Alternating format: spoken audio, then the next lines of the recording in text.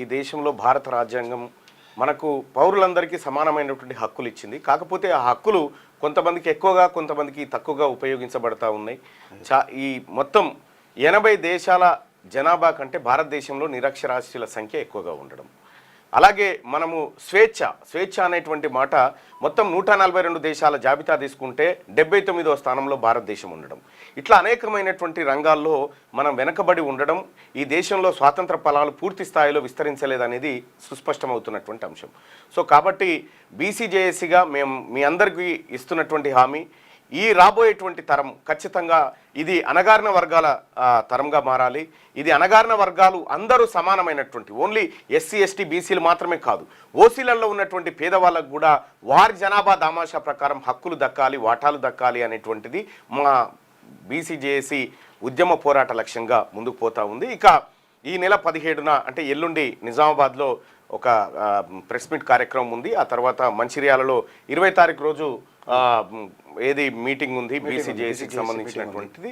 So ప్రజలారా ఇక ప్రజాక్షేత్రంలోకి రావడానికి ఈ సుదినాన్ని మేము తీసుకుంటా ఉన్నాం. 15 ఆగస్టు 2025 ఏదైతే ఉందో, అయితే ఆ తర్వాత 2028 డిసెంబర్ 3 తారీఖు రోజు ఎన్నికలు జరుగుతాయి.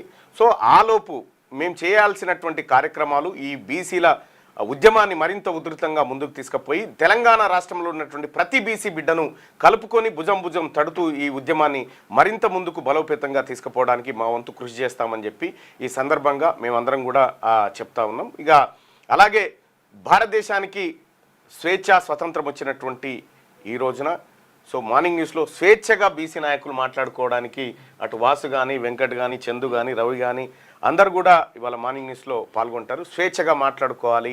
ఈ స్వేచ్ఛ అనేది చాలా ఇంపార్టెంట్.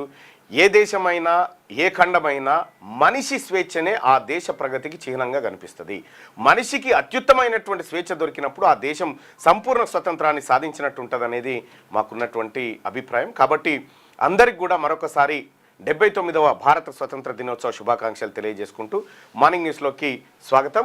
ఇక ఇవాళ కాసేపట్లో ముఖ్యమంత్రి రేవంత్ రెడ్డి గారు గోల్కొండ కోటాలో ముఖ్యమంత్రి రేవంత్ రెడ్డి గారు ఏదైతే జెండా ఎగరవేస్తూ ఉన్నాడో, భవిష్యత్తులో ఏదైతే గోల్కొండను జయించినటువంటి సర్దార్ సర్వాయి పాపన్న వారసులు కూడా అదే కోట మీదుగా ఈ త్రివర్ణ పతాకాన్ని ఎగరేసేటువంటి రోజు అతి త్వరలోనే ఉందని చెప్పి మీ అందరికీ తెలియజేసుకుంటూ, అలాగే మహనీయుల ఆశయాలన్నింటినీ, స్వాతంత్ర ఫలాలన్నింటినీ, స్వతంత్ర సమరయోధుల ఆశయాలన్నింటినీ నెరవేరుస్తూ రాబోయేటువంటి బీసీ ప్రభుత్వం ఈ ప్రజలందరికీ మంచి చేకూరుస్తుందని, మంచి చేకూర్చే విధంగా మేము ముందడుగు వేస్తామని సత్యప్రమాణంగా మీ అందరికీ చెప్తూ